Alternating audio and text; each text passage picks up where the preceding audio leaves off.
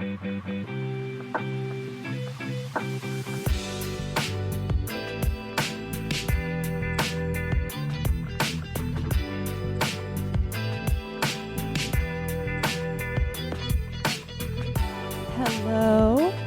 good morning, good afternoon, good night, wherever you are. Hello, friends. I'm so happy that you're here. This is Lead to Gold. This is episode 8 of Lead to Gold, which is kind of cool because it's one of my lucky numbers. And I'm also just spending this episode kind of talking about my experience with getting older. So it feels kind of appropriate. But hello, I'm so happy you're here. Did I already say that? I did. But I'm going to say it again because I mean it. Lead to Gold is a podcast devoted to talking about all things growth and wellness. And if that kind of lights you up, if you're excited to hear some stories, hear some tidbits of maybe, I don't know, I don't want to call it advice, but at least what's going on in my life? What am I up to? What works? What doesn't work? Stick around. I hope that you enjoy it. I hope that you learn some things. And if not, that's okay too. I'm just happy to have you here listening, enjoying, and you're always welcome. So let's get into it. Today's episode is talking about getting older with sort of just keeping all of your younger selves in mind. And this is almost a little bit of a buzzword nowadays, especially in the wellness community. So I almost hesitate to say getting to know your inner child or, you know, like spending time with your inner child because it's a buzzword. And even though it is something that is kind of, you know, becoming popularized, that doesn't mean by any means that it's not a good practice to bring into your life. So that is essentially what we're talking about today. But before we get into that, some context. So my birthday is in 3 days and I'm turning 26, which that initial number is scary. I remember saying when I turned 22 that I'm like, this is the perfect age. I don't want to get any older. I just want to be 22 forever. And it was pre-pandemic, so it was like a really good year. It was 2019. Things were going swimmingly. Like my friends and I had all like so much energy and we were just always doing stuff, having parties at the house, and everyone was finishing college. So it was just a really exciting time. And I remember being like, man, we're throwing the best theme parties. Like we all look so hot and so good and we're having fun. And I just never want to get older. I don't want to get old. And I've always been a little bit afraid of that. Especially now, I feel like 26 is a little bit of a scary age to turn because I'm getting kicked off my parents' insurance. I've been doing all of the paperwork for that and hopefully I did it right. That's the other thing about, you know, your mid-20s is it's like, okay, well, we are a full adult now, but am I adulting correctly? Am I doing this right? I still feel like, you know, I'm missing something. Hoping I did my insurance correctly and that I'm not going to be, you know, insurance-less at the start of April. That wouldn't be great. But yeah, what else has been going on? I mean, now that we're here, now that I'm fully in my mid-20s, I'm a full adult and I feel it. I've probably talked about it a little bit on the show before, but work has been really hard and, not going to lie to you, pretty shitty the past couple months. And I don't feel like I'm any longer like the cool, young, fun teacher, but I've had to lay down the hammer a lot lately and it makes me feel a lot less fun and frankly a lot less youthful. I don't want to be the old crotchety teacher that nobody likes, but sometimes you got to do what you got to do. And overall, tax season's coming up. I'm like, I still haven't done my taxes. Getting older is hard. Trying to figure out what to make for dinner every night. I'm like, oh my God, I don't have the energy for this. I just want to get Chipotle like every single day. I don't, but I would love to be able to and still feel good and look decent. But that's besides the point. Adulting's hard. And I hate using that cliche too, but it's true. It's true. I have been a little bit wary of getting to this point in my life because there's always that sort of stereotype that at what point in your life do you stop having fun? When do things start to get serious? And I know that as I'm talking about this, the answer is you don't have to succumb to that. We all know that, but there's still so much of a expectation almost that once you hit a certain age or once you get into a certain age range, you're an adult. It's time to buckle up, be serious, get your shit together, and live your life. Rather than thinking of it as we're no longer allowed to have fun or be unserious, I just think of it as like people look at you once you're a certain age and go, what are they doing? Like, who is this person?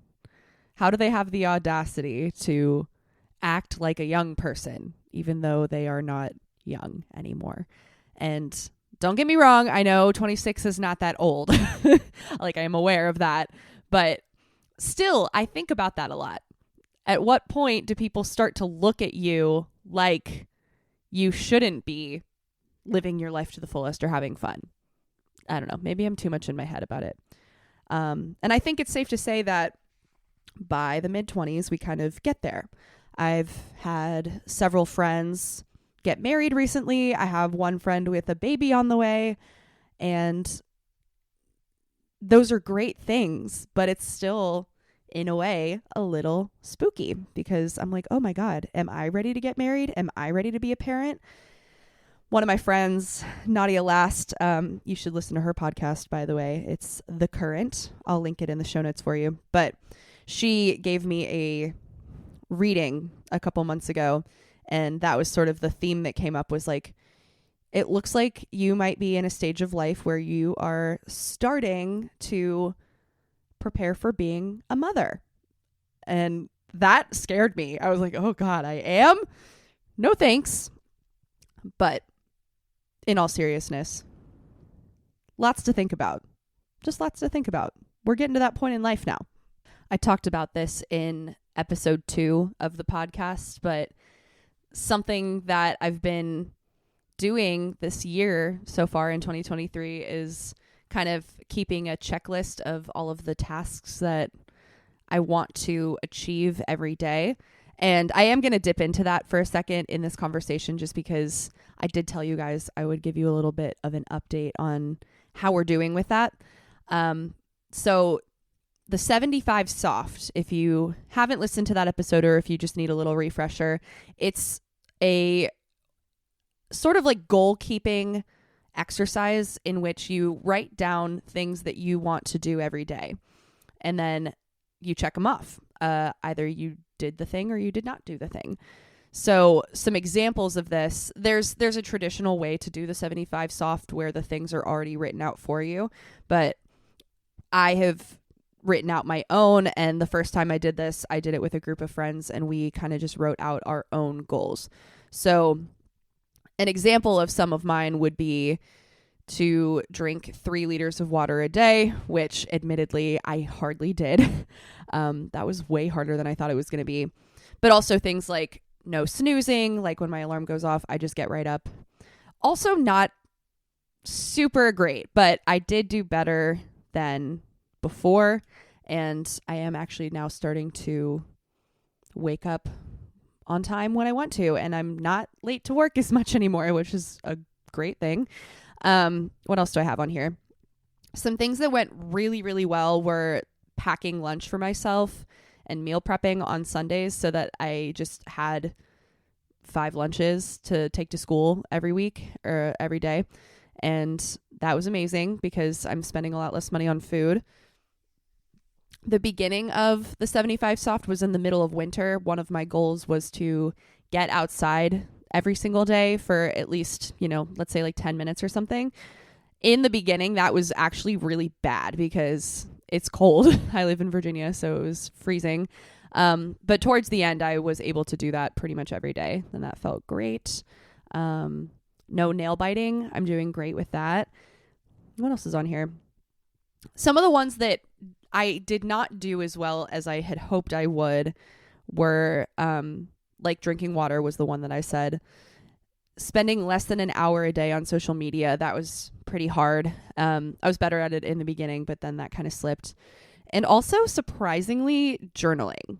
I used to journal a lot, and I could easily do it every day without much issue, but not so much anymore. I don't know why, but that's been something that I'm just out of practice with, which I would love to get into more. So if anybody has any tips on how to do that more regularly, throw them my way, because journaling is an amazing tool, and I will talk about it a little bit later in this episode. But anyway, that's the gist.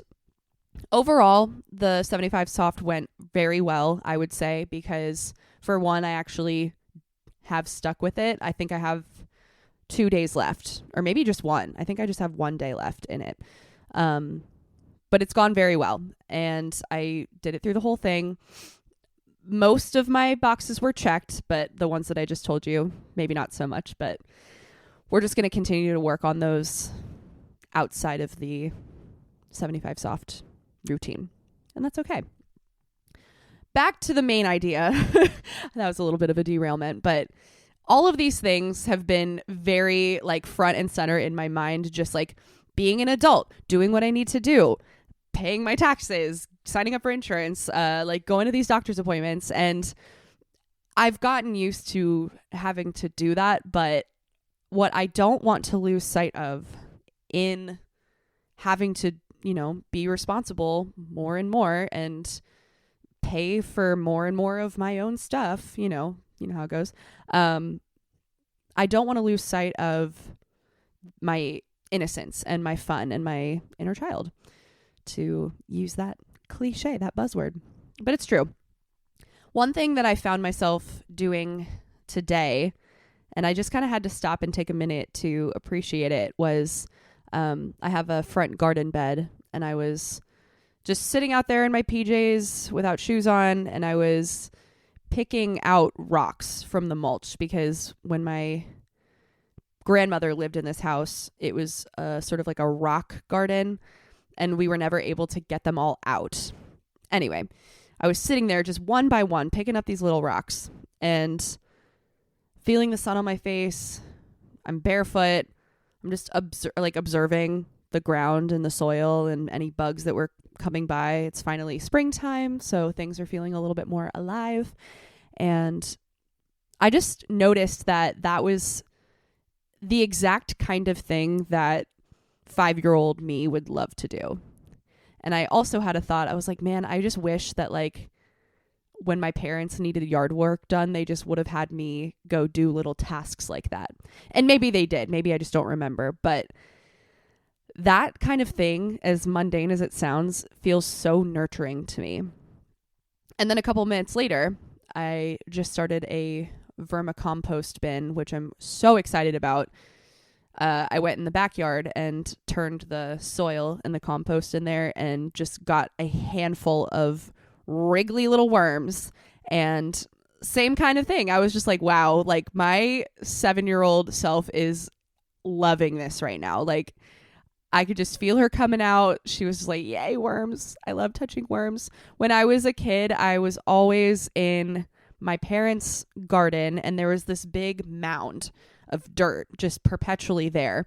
And I remember my favorite sort of like play pretend time was I would go out there and kind of dig through this dirt pile and find all kinds of different bugs. And I would call it the bug hotel. And in my brain, or maybe I was saying it out loud, I don't remember, but I would sort of narrate like it was a TV show. And we were like observing all of these different bugs. And that was just like my favorite thing to do. And maybe on a less innocent, cute note, I would also love terrorizing ants. And I would like go over to the tree, and there'd be these big red fire ants walking up and down the tree. And I would just like mess up their day. I would like put something in their way and block them. And then I would pretend that it was on the news. Like, it was on the ant news station that, like, oh, the human's back and she's terrorizing the city again. And that was like such a fun thing for me to do. And doing things outdoors now, especially when they involve bugs and dirt, just really kind of bring that back to me. And it feels really special. And lately I've just been trying to come up with more ways and also just notice when my inner child feels fulfilled, or even just when I can like kind of tap into that and be like, I would have loved doing this. Other ways that I have done this and just kind of like tapped into that, part of myself is taking myself on little dates to Target, because when I was a kid, I loved Target and I wanted to go all the time. And for my birthday, I remember my mom would like let me pick out a Bratz doll and like a CD. And that was my birthday present or something similar. And that just also feels really special. So going through there on my own and being like, you know what, like, let's treat ourselves. Let's get what we want. I don't know if you are familiar with Psychology of Your 20s podcast, but Gemma just did a great episode about other ways to kind of cultivate your inner child coming out. And if you need more tips, that episode will definitely go more in depth on like the importance of doing this and why we do this. But for now, I'm just kind of going into personally how I've experienced this and tried to notice it more. One thing that Gemma does talk about in that episode, though, that I loved, and I had never thought about it this way until I heard it, I'm also trying to bring more of this idea into my life, is the polarity, actually, of bringing out your inner child, but also remaining a responsible adult. Obviously, you don't want to go into La La Land and just like serve your inner child at all points of your life. That's not going to be very helpful. But something that she said, I'm not going to quote it exactly because I don't remember, but she mentioned we have to be good, responsible adults in order to really do the most with our inner child healing. So an example of this is kind of what I just said, like being able to go to Target and buy myself a little something is privilege, but it's also, I have to be responsible in doing that. It's not something that I could just like go do all the time because I had a bad day. And that's not really the point of inner child work anyway. The whole point of it is to sort of reparent yourself and also comfort yourself. It's ways that would have soothed you when you were younger, when you needed to be soothed or when you needed a pick-me-up, bringing that into your life now. And it's not purposeful for everything. There's lots of ways to sort of combat shitty adult things that are happening to you. We don't always want to revert back to the inner child, but it does feel good. It's been very helpful for me to kind of reframe my thinking and my healing in that way, because I can recognize that while I'm doing something nice for myself in the present, it's also something nice for my inner child that like she would have loved to do. So in a way, it's sort of healing my own personal lineage. I could get way more into that, but I won't. Another thing that I do think about that I feel like others might not express as much is that when we talk about the inner child, I think we gravitate toward our really young selves. Now, this gets a little bit sticky because when you really start to talk about like childhood trauma, a lot of that, at least in my experience, I don't remember a lot of the formative years of my childhood. I sort of think of myself coming online as a conscious human maybe around age 10. And by that, I mean, I didn't really form like solid memories and solid relationship dynamics until I was about 10 years old. Everything before that, I was a full kid. I don't have full memories. It's just kind of like little blips here and there. That's when I was doing the bug hotel and terrorizing the ants and whatnot. But when you are working with your inner child and you're actually trying to heal something, a lot of times it can be hard because we don't have those core memories established. It's a little bit complicated to know, okay, well, what would 3-year-old me be soothed by? What would 10-year-old me be soothed by? That might be a little bit easier. Something that I think works really well in, feeling better as an adult and doing things that we enjoy as an adult is actually visiting our teen self, because I have way more solid memories of who I was as a teenager and what I liked to do. And this can range anywhere from, I'm talking about all of this. This could be any stage of your life. But when I'm talking about my inner teen, I think about myself as a freshman in high school, which feels crazy because I now teach freshmen in high school. But she was something. And I love her. Like, I think about her and I'm just like, yes, like I want to embody my freshman self in a lot of ways, because she just didn't give a shit and was living her life and having fun with her friends and did not care. And there's something so freeing about being able to still embody that. And I think I do quite well. But to get a little bit more concrete in that, 14-year-old me would have never admitted that she loved the song Enchanted by Taylor Swift. And I'm not a Swiftie. I respect the shit out of her, but I would have never stated that out loud. I would have never told anybody that. But nowadays, if I'm feeling a little bit like nostalgic or romantic or whatever, I will listen to Enchanted and I will replay the exact image in my head that I had at 14, that I was like, okay, this song is going to come on at homecoming and I'm going to have my first kiss with my boyfriend and it's going to be magical. And I'm wearing a purple dress to homecoming, just like Taylor wore on the cover of, oh God, what was the album? Speak Now. There you go. And that's healing my inner teen, because I get to listen back to it and have those core memories and just sort of relive that. And that reality did not happen exactly as I had planned, but the feelings are all there still. Music does such an amazing job of this. So if you are trying to kind of get back in touch with your inner teen, I'm sure a lot of us do this, but I still regularly listen to my favorite songs from high school, early high school. Another thing that I've noticed is, I think this is pretty common knowledge, but smells. When I was a freshman in high school, I had one of those like Yankee Candle plugins in my room. And every once in a while, I'll buy that candle scent now, or I'll buy like just something that has that same smell to it.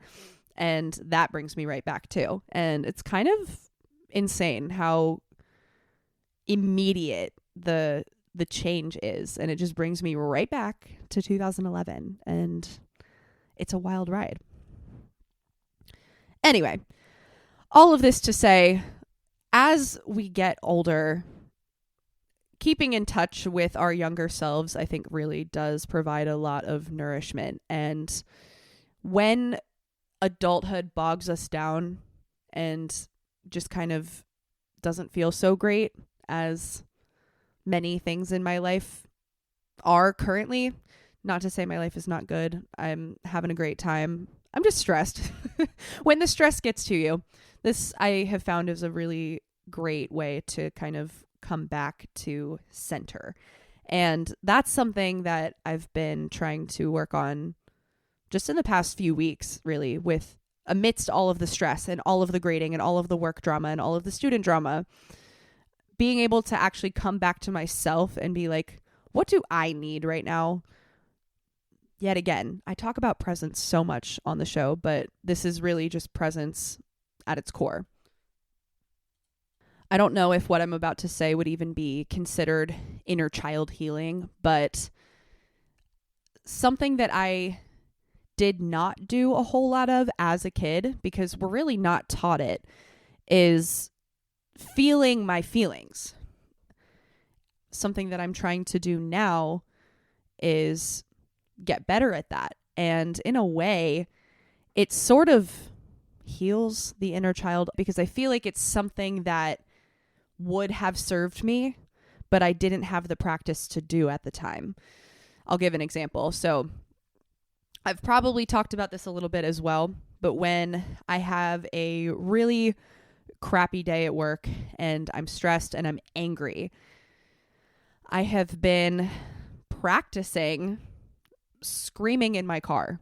Yes, screaming, full bloody screaming in my car. And initially it felt so distant and weird and scary, and like I didn't want to do it, even though I'm driving home, nobody's looking at me, nobody can hear me.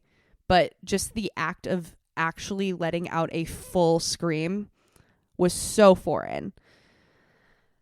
I think I'm still getting used to the feeling of it, but I have been practicing it and doing it a little bit more often. It helps so much just in being able to actually calm down and not have all of this pent up energy by the time I get home and by the time my partner gets home, and like I don't want to take it out on anybody. But I was told as a child to be quiet all the time. You know, I was not ever in a position or a situation where I was allowed to let out a full body scream. So it feels very weird to do it now. On a similar note, crying. I'm horrible at crying. I don't know how to make myself do it. And even if I'm really upset, it doesn't come easily. So that's one I'm still trying to like work on, how to, you know, allow my body to feel safe to do that. But there was a point in my early teens, I guess, that I just stopped crying. I just never, ever cried. And it feels, again, very foreign, very weird, and my body's not used to doing it. All of these things that we kind of learn as young people get stuck with us. I've been reading The Body Keeps the Score by Bessel van der Kolk, and to be honest, it's taken me almost 6 months to get through. I love the book, but it is a little bit dense. Just a little bit.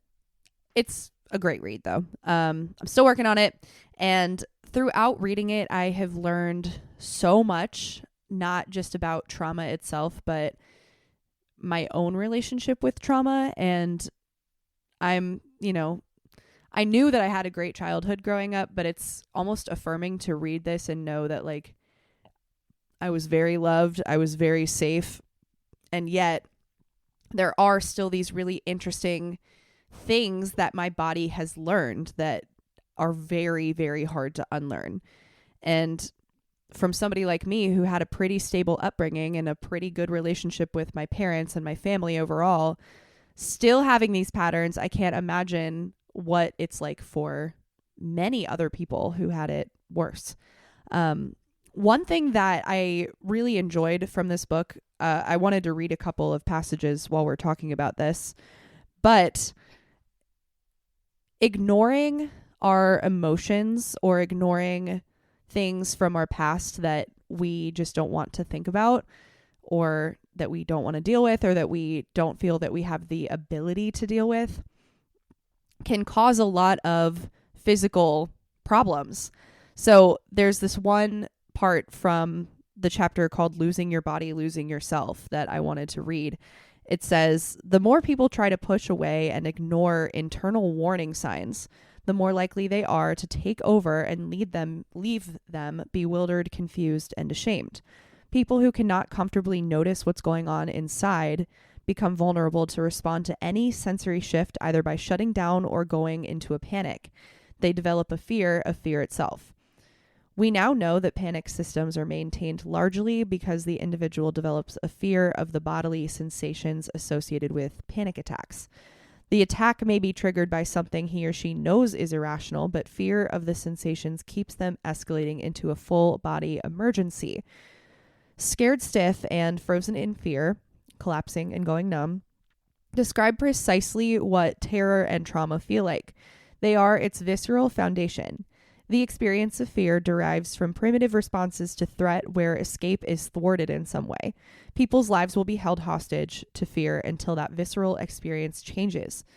The price for ignoring or distorting the body's messages is being unable to detect what is truly dangerous or harmful for you and, just as bad, what is safe or nourishing. Self-regulation depends on having a friendly relationship with your body. Without it, you have to rely on external regulation, from medication, drugs like alcohol, constant reassurance, or compulsive compliance with the wishes of others. I had that whole section highlighted because when I initially read it, I was a little bit mind blown. I was like, whoa, hey, thanks for calling me out, Bessel. Here's another one. This is right before that passage, actually. If you have a comfortable connection with your inner sensations, if you can trust them to give you accurate information, you will feel in charge of your body, your feelings, and yourself. And that, I think, is where I ultimately want to go with this conversation, is using your inner child, your inner teen, and your current adult situations to understand how to self-soothe and how to regulate. We shouldn't have to rely on anyone else or anything around us to kind of bring ourselves back to homeostasis. It's much easier to rely on external validations, but just like it was stated in the book, we do this when we can't really trust ourselves to get ourselves there. And that takes time. It takes a lot of time, especially if we're not used to it. One last thing that I'll read. Somatic symptoms for which no clear physical basis can be found are ubiquitous in traumatized children and adults. They can include chronic back and neck pain, fibromyalgia, migraines, digestive problems, spastic colon, irritable bowel syndrome, chronic fatigue, and some forms of asthma. Traumatized children have 50 times the rate of asthma as their non-traumatized peers. Studies have shown that many children and adults with fatal asthma attacks were not aware of having breathing problems before the attacks. So anyway, if that one seems a little bit off kilter, it's kind of just to point out that we have these physical symptoms many times for a reason. I've been getting a lot more interested in the mind and body connection. And there's definitely something to it. If you listen to episode 6 with Han Bauer, we spent some time talking about this and their sort of experience with understanding their body and where their symptoms were coming from. And I think we can all do a little bit of digging into this. So, to get away from the the trauma conversation a little bit, just because that's not the main focal point that I'm trying to make here. Overall, what can we learn about our past selves and our past lives to kind of help us with reality of the present? I think it's worth taking some time to figure out. And if we have to start somewhere, it's what I mentioned at the beginning. Just actually noticing the things that make you feel nourished. That might not necessarily even be inner child work, but just like you as an adult, as you are, what makes you feel nourished? When I think of the word nourished, I think of food mainly, but whatever it is for you, dig into that a little bit. Is there a memory attached to it? What smells kind of remind you of your childhood in a good or a bad way? This is a random tidbit, but I'm a little bit comforted by the smell of cigarettes sometimes because my parents would smoke in the garage of my house. They didn't smoke in the house, but when you would walk in the garage, it just kind of smelled like stale cigarettes. And most people hate that smell. I kind of like it because it reminds me of my childhood. Anything like that. Stuff that brings you back to moments of safety, any sensation that brings you back to moments of safety, are going to help soothe the stress and the chaos of adulthood. They just are. Not relying on it, but bringing that into our lives more, I think, is nothing but beneficial. Just something to think about. And I've been trying to focus in on more of that as I'm nearing my 26th birthday, because she's a real adult now. And I'm trying to just kind of reacquaint with who I am at my core. What makes me feel good? What can I gravitate toward? What can I use to center myself? And in the midst of chaos, in the midst of stress, when I'm really angry, when I'm really not loving my job, when I'm not loving how certain people in my life are treating me or acting or whatever, what will bring me back to me? I'll give one more example here, but earlier this week, in the midst of stress, but also in the midst of the new moon and coming into Aries season, which is my season, I decided to go to an in-person women's group, which I have never actually done before. All of the women's groups that I've been a part of were online. So this was new for me. I didn't know anybody there except I had one friend who introduced it to me, and we went together. It was such a wonderful time. All in all, it was a 2-hour dance party, but they put canvases up on the wall that we could just kind of freely paint on also. So it was meant to be nourishing to the inner child and just for anybody who needed to let loose a little bit. And it was wonderful because it was on the new moon, and we sat around in a circle before it started and talked about what we wanted to get out of the evening. And I actually just said, I just want to see what wants to come up. I want to invite in some things that I've been missing or some things that would be beneficial for me. And I just want to kind of test the waters on that this evening. But the thing that really stuck out to me as kind of bringing back my inner child was at one point when people were starting to dance and we were getting warmed up, I went over to the painting station and I was gravitating toward this one color that was like a hot pink or like a hot magenta. And I didn't really know why, but I kind of was just noticing that I always tend to gravitate toward that color when I'm free painting or just like, doing art in whatever way, no expectations, just by hand freely. And so I started kind of using it, and then I filled up one canvas with some of the women. They put up a new canvas and I drew a big circle in that color that was like a hot magenta, and it came to me in a moment that used to be my favorite color. I just kind of had a quick memory of me at 8 years old staring at a poster with all kinds of colors in it. But then I gravitated toward that color and I was like, this is so pretty. And I don't have a name for it, but this is my favorite color. I felt like it was really unique and that you didn't see it very often. And I still feel that way. But I hadn't thought about that probably since I was about 8 or 9 years old. I had completely forgotten, but that was a very small but comforting reminder of my former self. And I was like, this is so nice. And at the end, I shared that with everyone, and they also brought up some stories about things that they used to do that this event made them think of. And I just thought that was really cool.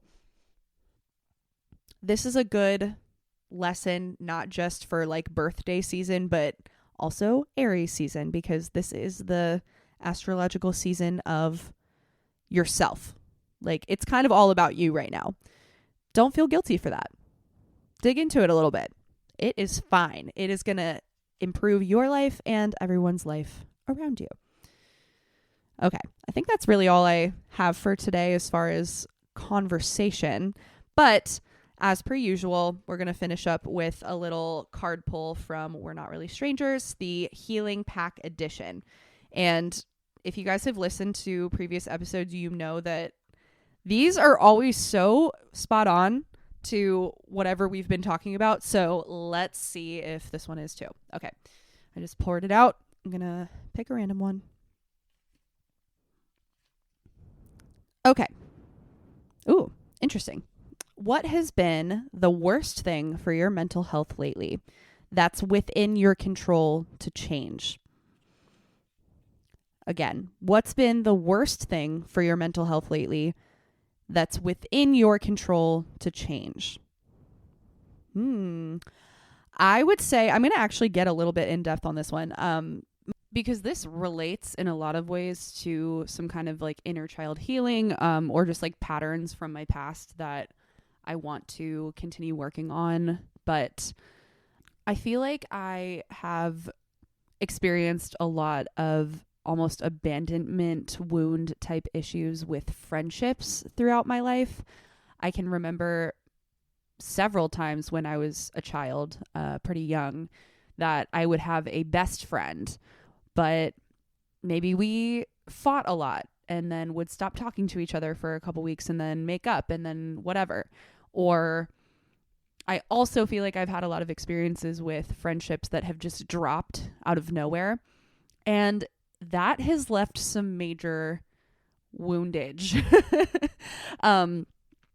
The problem is I still experience it. And right now, I think something that has been pretty bad for my mental health is holding on to friendships that I shouldn't, or that don't really deserve my time and energy. And I'm in the midst of that right now. I feel like there are certain people in my life that don't treat me the way that I have always tried to treat them.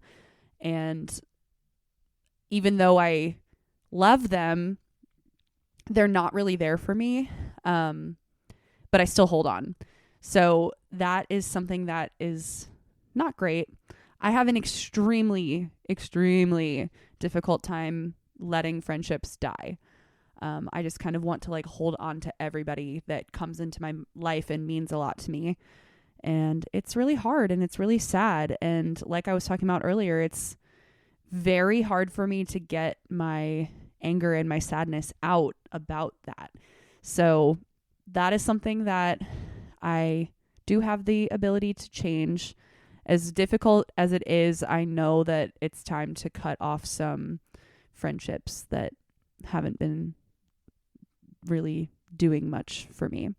And I kind of trot around that word a little bit. Like, I don't necessarily agree with cutting off things that don't serve you. Not every single relationship in your life is supposed to serve you. You know, obviously it's a two-way street, but I guess what I mean is I feel like I've put in a lot of effort on my end and I'm not getting it in return. And that is not fair and it's not good for me. So it's probably time to do something about that. Anyway, that's mine. If you ever want to talk about these little cards or these questions that come up, my DMs on Instagram are always open. I would love to talk to you about this. Like, what's been not so great for you and how could you maybe tweak your life to focus on it less? I think that's something worth asking. And let me know. Let me know how I can help you. Let me know how we can chat about this and grow through it. That is all for today. But if you have any questions for me, any feedback, anything you want to say, you can find me at led.to.gold on Instagram. And all of this is always linked in the show notes below. I'll put everything down in there. And another thing, just if you want to kind of keep up with what's going on with me and with the blog and with the podcast, subscribe to my emails. I only send stuff out when there is a new episode or a new post. I don't spam, I promise. And I would just love to have you over there. My blog is running pretty actively at the moment. If you have been enjoying either one, consider leaving a review for the podcast and leave a comment, leave whatever. I love getting in touch with y'all, and I would just really love to know how you're feeling about this. Hopefully we're going to have some more guests on the show pretty soon. I do have a few people that I've been talking to, and I'm super excited to bring them on. But in the meantime, I am going to go on vacation. I'm going to have a good birthday on Wednesday and just glide on into this 27th year of life. I'm turning 26, which means I'm entering the 27th year of my life, right? Is that how it works? I think that's how it works. It's going to be good. Thank you guys so much for tuning in. I hope that this was nourishing for you. And if you have any suggestions, let me know. I love you so much. I will see you 2 Mondays from now, or if you're checking out the blog, there should be a post out the following Monday. All right. Love you, love you, love you. Have a great day. Bye.